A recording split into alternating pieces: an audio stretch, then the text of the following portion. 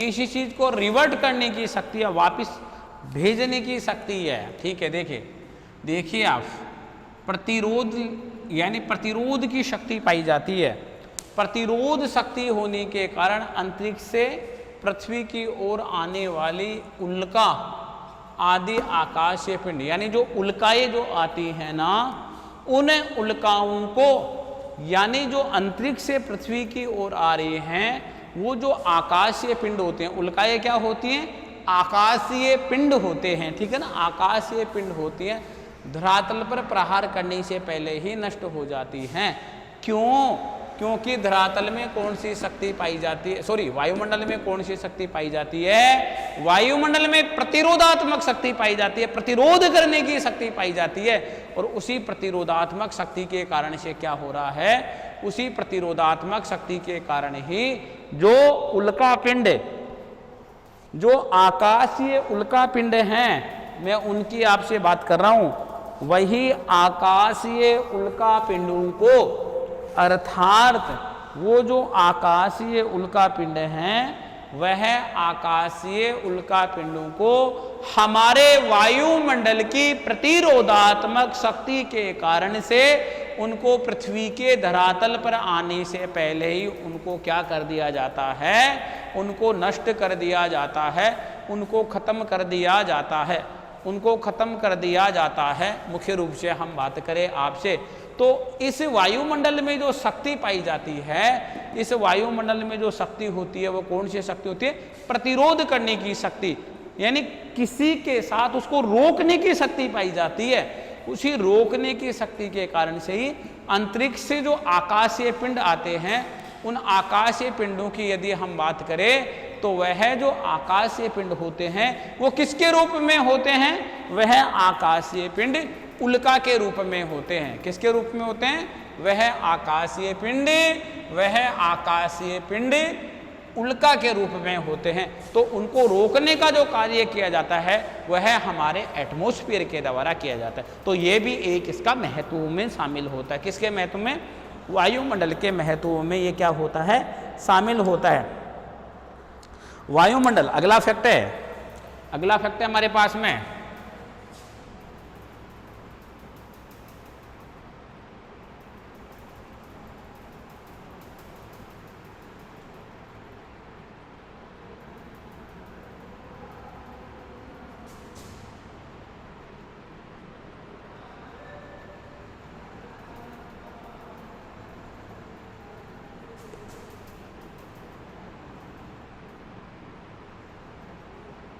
देखिए वायुमंडल किससे युक्त है?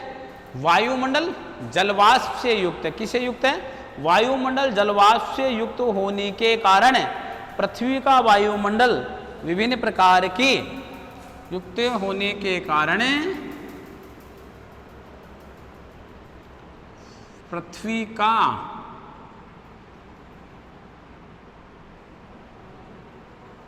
वायुमंडल, पृथ्वी का वायुमंडल विभिन्न प्रकार की, देखिए आप, वायुमंडल जलवाष्प से युक्त होने के कारण, जलवाष्प से युक्त होने के कारण वायुमंडल, पृथ्वी का वायुमंडल, किसका वायुमंडल? पृथ्वी का वायुमंडल विभिन्न प्रकार की, कौन से? यानी विभिन्न प्रकार की मौसमी घटनाओं, विभिन्न प्रकार की कौन सी घटनाएं? विभिन्न प्रकार की, विभिन्न प्रकार की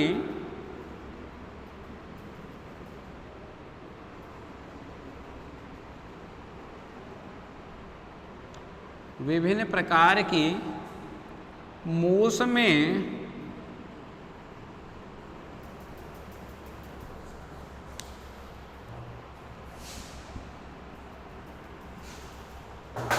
विभिन्न प्रकार की मौसमी घटनाओं, जैसे उन मौसमी घटनाओं में हम शामिल करते हैं कौन कौन सी मौसमी घटनाएं हैं? जैसे यानी विभिन्न प्रकार की जो मौसम की घटनाएं हैं, यदि मैं उन मौसम की घटनाओं की बात करें, तो हमारे पास में मेघ आता है, पवन आती है, वर्षा आते हैं, तूफान आती है। मेघ, पवन, वर्षा, वह क्या, तूफान, वह तूफान। यानी क्या क्या आ गए, मेघ आ गया, पवन आ गया, वर्षा आ गया, तूफान आदि का जन्मदाता है। आदि का,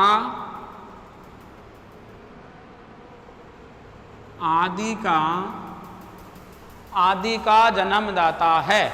यानी आदि का जन्मदाता कौन है, वायुमंडल। वायुमंडल क्या है, यानी वायुमंडल यह है, हम वायुमंडल की आपसे बात कर रहे हैं। तो मुख्य रूप से हम बात करें कि वायुमंडल में बादलों का बनना, पवन का बहना, वर्षा का होना और तूफान का तेज गति से चलना आदि जो क्रियाएं शामिल हैं, वह आदि क्रियाएं मुख्य रूप से किसमें शामिल हैं, हमारे वायुमंडल में शामिल हैं। हम उसी वायुमंडल की बात कर रहे हैं जिस वायुमंडल में इस प्रकार की घटनाएं घटित होती हैं। यदि यह वायुमंडल नहीं होता, कौन सा वायुमंडल, जिसमें बादलों का निर्माण हो रहा है, किसका निर्माण हो रहा है, जिसमें बादलों का निर्माण हो रहा है, जिसमें पवन का बहने की गति पाई जाती है, यानी विंड फ्लो पाया जाता है, और जिसमें वर्षा रेनफॉल होती है, इसके अलावा जिसमें तूफान का जन्म होता है,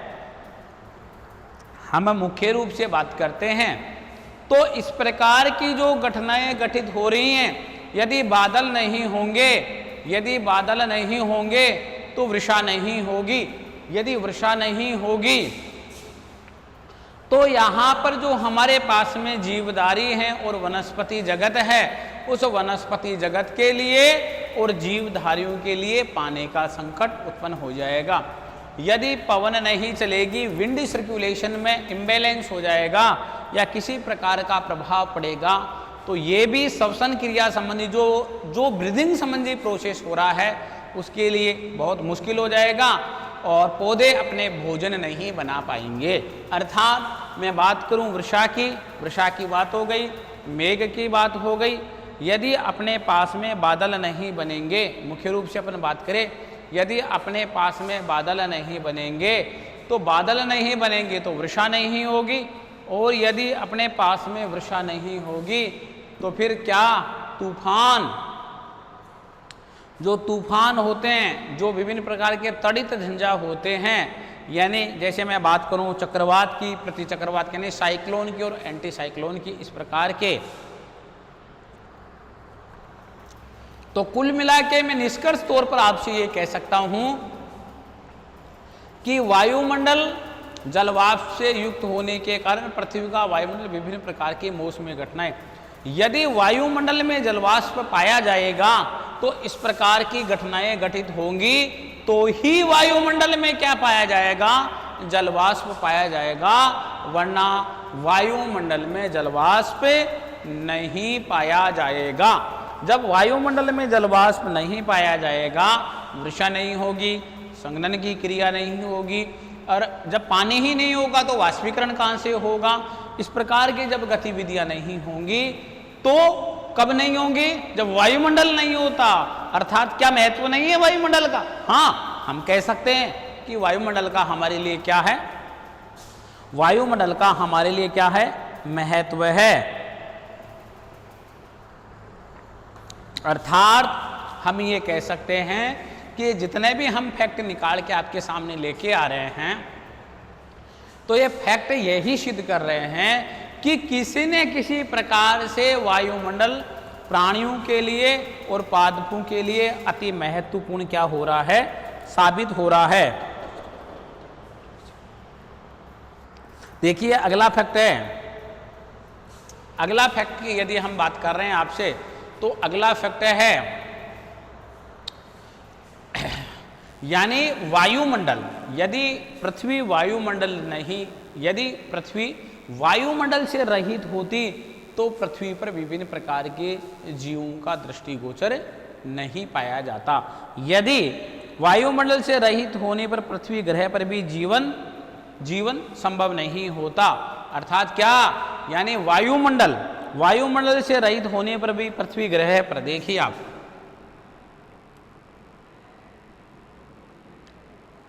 वायुमंडल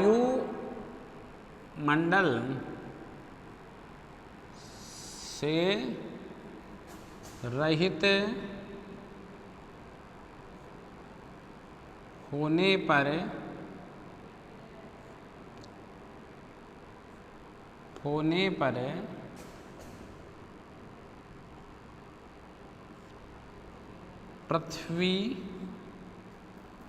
ग्रह पर जीवन के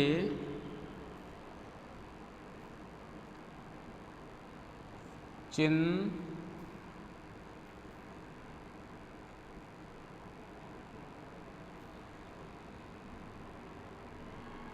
दृष्टिगोचर, वायुमंडल से रहित होने पर पृथ्वी ग्रह पर जीवन के चिन्ह दृष्टिगोचर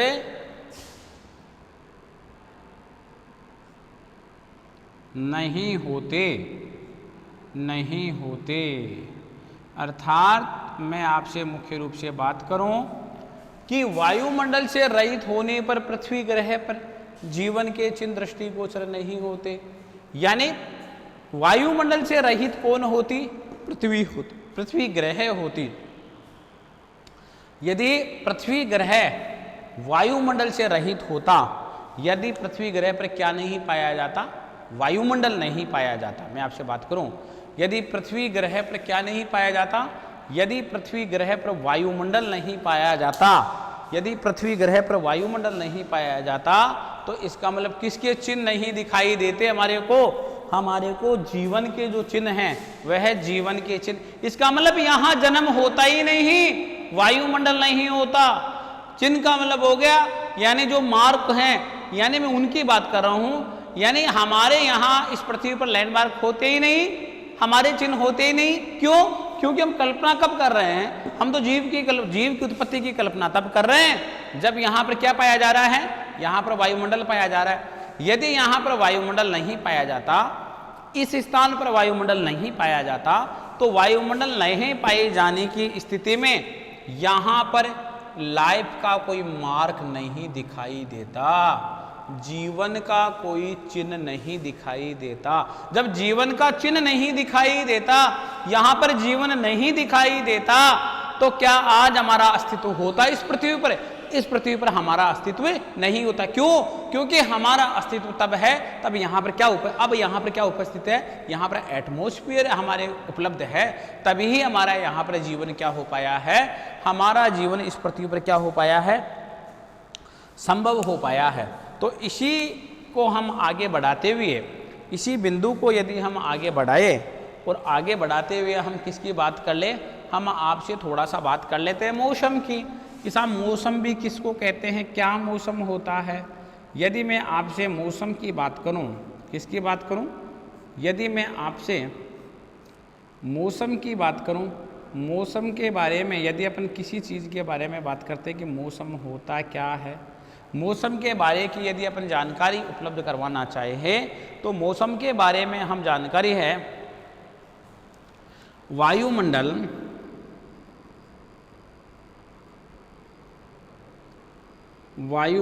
मैं किसकी बात कर रहा हूं आपसे? एटमॉस्फेयर की बात कर रहा हूं। वायुमंडल में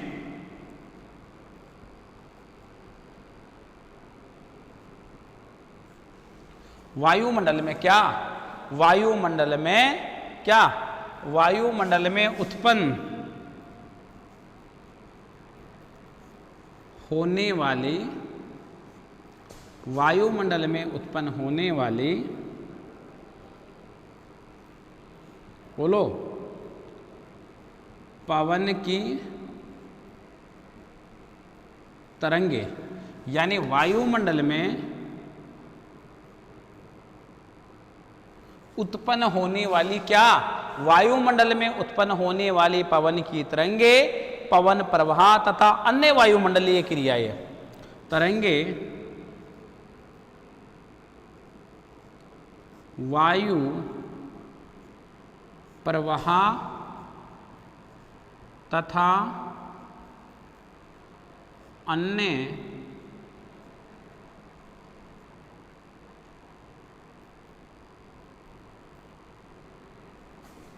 वायुमंडलीय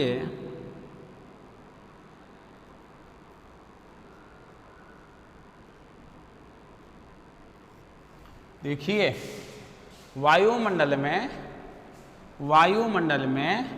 उत्पन्न होने वाली पवन की तरंगे वायु प्रवाह तथा अन्य वायुमंडलीय क्रियाएं सम्मिलित रूप से मौसम कहलाती हैं। क्रियाएं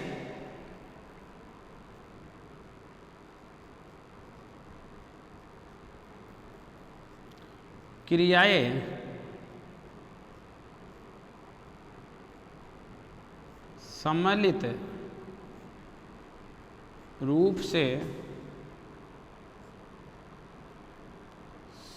रूप से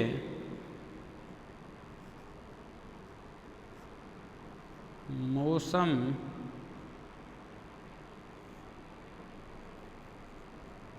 कहलाती है। देखिए हम बात कर रहे हैं आपसे एटमॉस्फेयर की। जब एटमॉस्फेयर की बात कर रहे हैं तो हम क्लाइमेटोलॉजी की बात कर रहे हैं, जलवायु विज्ञान की, और जलवायु विज्ञान में हम बात करें एटमॉस्फेयर की, यानी वायुमंडल का हम महत्व की बात करें, इंपॉर्टेंस ऑफ एटमॉस्फेयर, हम इसकी आपसे बात कर रहे हैं। तो हमारे पास में क्या आता है इसका आप डेफिनेशन देखिए। वेदर की डेफिनेशन जो अपने पास में आ रही है उसकी मैं आपसे बात करना चाह रहा हूँ कि मौसम की परिभाषा क्या। वायुमंडल में उत्पन्न होने वाली पवन की तरंगे, वायुमंडल में उत्पन्न होने वाली पवन की तरंगे, यानी पवन की तरंगे, पवन का फ्लो, ठीक है ना, पवन का फ्लो, वायु का प्रवाह यानी तरंगों का उत्पन्न होना, यानी दीर्घ और लघु तरंगे, ठीक है ना, वायु का प्रवाह, वायु का बहना, वायु में मूवमेंट उत्पन्न होना तथा अन्य वायुमंडलीय क्रियाएं तथा वायुमंडल में घटित होने वाली अन्य क्रियाएं का क्षणिक योग, उन क्रियाओं का, उन दशाओं का क्षणिक योग। लंबे समय तक वो प्रोसेस नहीं चलेगा, यदि लंबे समय तक चल गया तो वो जलवायु की तरफ चला जाएगा, यानी कई सालों में इस प्रकार की जो दशाएं दृष्टिगोचर होती हैं सने सने, वो तो जलवायु का योग है। लेकिन हम यहाँ बात कर रहे हैं किसकी, मौसम की, वेदर की बात कर रहे हैं। तो वायुमंडल में उत्पन्न होने वाली पवन की तरंगे, किसकी तरंगे, वायुमंडल में उत्पन्न होने वाली पवन की तरंगे, वायु प्रवाह, वायु का प्रवाह, क्या, वायु का प्रवाह तथा अन्य वायुमंडलीय क्रियाएं सम्मिलित रूप से, यानी उन सभी का, यानी योग, किनका, उन सभी का योग, उन सभी का योग ही क्या कहलाता है, मौसम कहलाता है, जो वायुमंडल में गठित होती हैं। पवन की तरंग है, पवन का प्रवाह है, और अन्य यानी वायुमंडलीय क्रियाएं जो क्षणिक दशाओं का योग होती हैं, उन्हीं को ही हम किस नाम से जानते हैं, उन्हीं को ही हम मौसम के नाम से जानते हैं, उन्हीं को ही हम मौसम के नाम से संबोधित करते हैं। वायुमंडल, आगे मैं फैक्ट को बढ़ा रहा हूं, वायुमंडल हमें ऑक्सीजन, देखिए वायुमंडल हमें ऑक्सीजन, कार्बन डाइऑक्साइड तथा अन्य उपयोगी गैसें प्रदान करता है। अगला फैक्ट है, वायुमंडल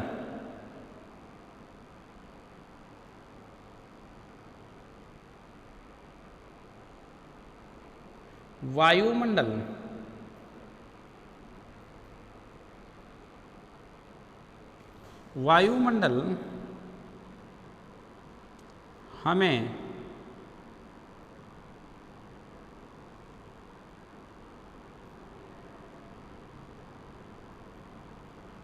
ऑक्सीजन,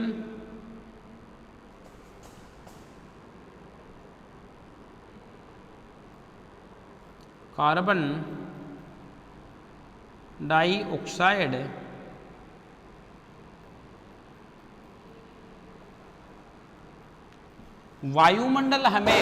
वायुमंडल हमें ऑक्सीजन, कार्बन डाइऑक्साइड तथा अन्य उपयोगी गैसें तथा अन्य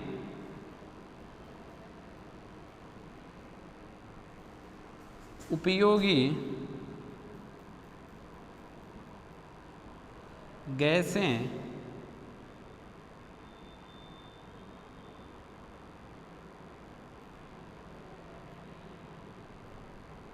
प्रदान करता है। वायुमंडल हमें ऑक्सीजन, कार्बन डाइऑक्साइड तथा अन्य उपयोगी गैसें प्रदान करता है, यानी और इसके अलावा इसके साथ ही जल तथा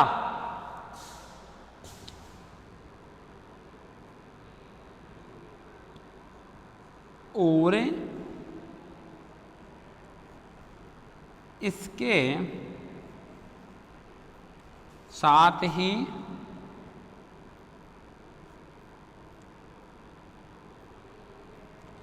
इसके साथ ही जल तथा क्या, और इसके साथ ही, किसके साथ, इनके साथ ही, और इसके साथ ही जल तथा विकिरण के समुचित स्तर को बनाए रखता है। जल तथा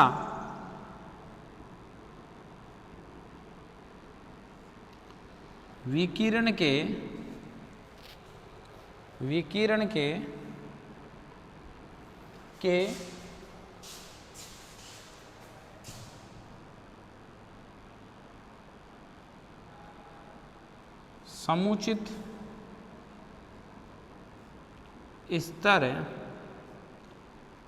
को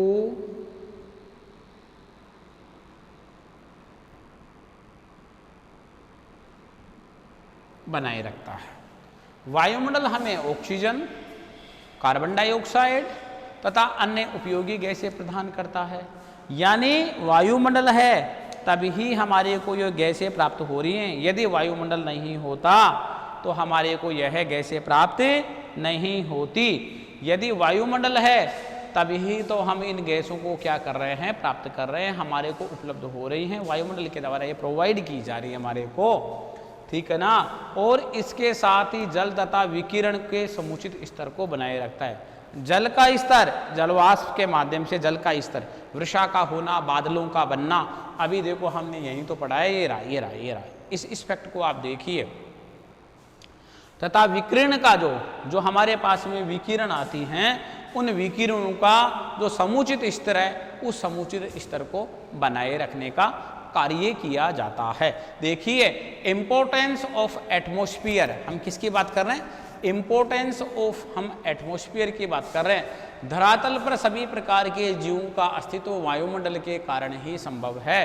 किसके कारण संभव है, वायुमंडल के कारण ही यहाँ पर सभी प्रकार के जीवों का अस्तित्व संभव है। यदि वायुमंडल नहीं होता तो धरातल पर किसी भी प्रकार के जीव नहीं पाए जाते। इसके अलावा हम बात करें, वायुमंडल धरातल के तापमान को कंट्रोल करने का, टेम्परेचर कंट्रोल करने का कार्य एटमॉस्फेयर के द्वारा ही किया जाता है।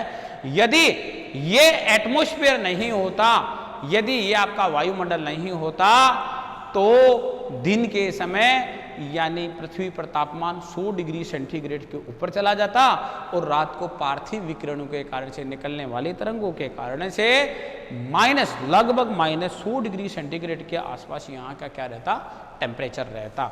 यानी वायुमंडल में प्रतिरोधात्मक शक्ति पाई जाती है, किसी चीज़ को रिवर्स करने की शक्ति पाई जाती है, उसे लड़ने की शक्ति पाई जाती है।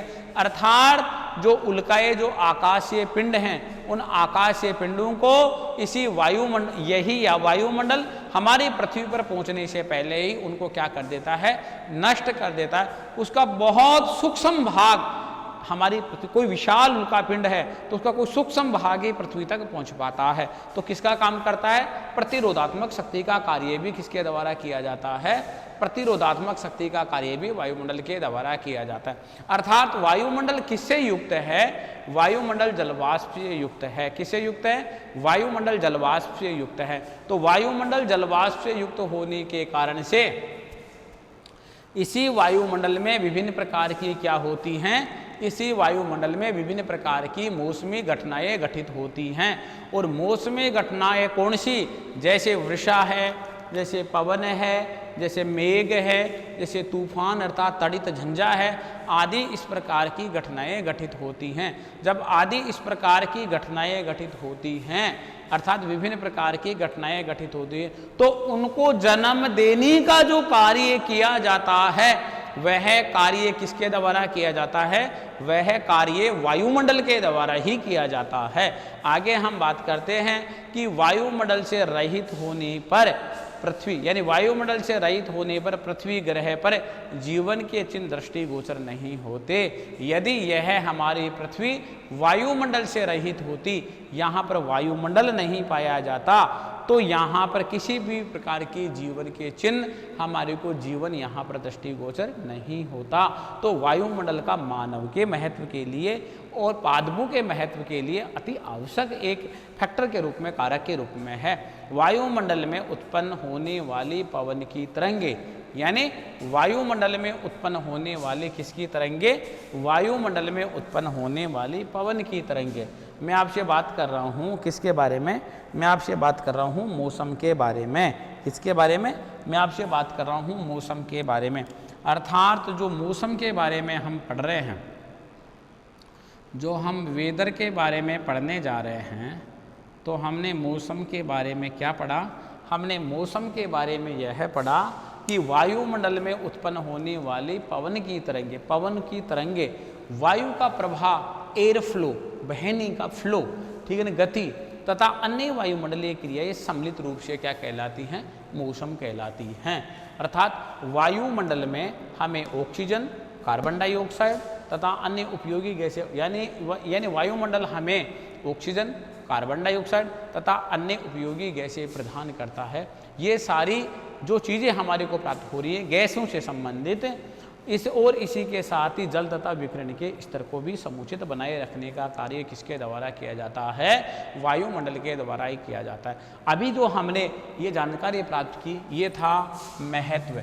हमारे पास में जो महत्व आया, ये महत्व किसका था?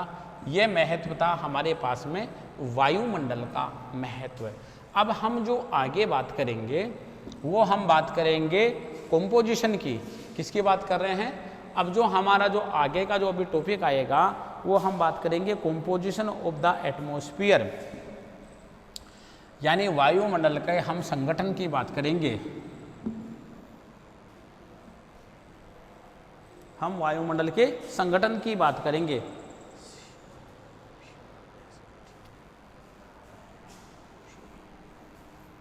वायुमंडल का संगठन, यानी संगठन का मतलब होता है कि वायुमंडल को बनाने में किस किस का योगदान है, कौन कौन सी गैसें हैं, क्या एरोसोल्स हैं, क्या जलवाष्प है, इन सब की हम आपसे बात करना चाहेंगे। ठीक है ना? तो हम बात करेंगे वायुमंडल का संगठन। ठीक है ना? हम बात कर रहे हैं वायुमंडल के संगठन की। देखिए आप,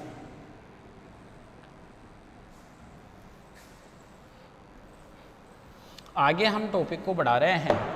अभी हमने जो चर्चा की है वो चर्चा हमने किसकी की है? हमने वायुमंडल का जो महत्व था उस वायुमंडल के महत्व की चर्चा हमने आपसे की है कि वायुमंडल का जो महत्व है वो प्राणी जगत के लिए और पादप जगत यानी वनस्पति जगत के लिए किस प्रकार उपयोगी है, किस प्रकार से यह यानी इसके नहीं होने की वजह से मानव का जीवन और प्राणियों का जीवन संकट में पड़ सकता है। ये बात हम आपसे करने जा रहे थे और इसकी हमने विस्तृत चर्चा की है, जिसको हमने क्लाइमेटोलॉजी के जो एटमॉस्फेयर जो टॉपिक है उस टॉपिक में हमने इसको क्या किया था? शामिल किया था। अगला जो हमारे पास में टॉपिक आ रहा है, मैं इस टॉपिक की आपसे बात कर रहा हूँ वायुमंडल का संगठन। हम किसकी बात कर रहे हैं? हम बात करें वायुमंडल का संगठन। ठीक है ना? हम बात कर रहे हैं कंपोजिशन ऑफ एटमॉस्फेयर। किसकी बात कर रहे हैं?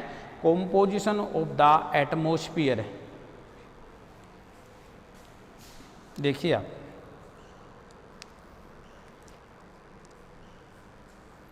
हम बात करें वायुमंडल का जो संगठन होता है उसकी बात करें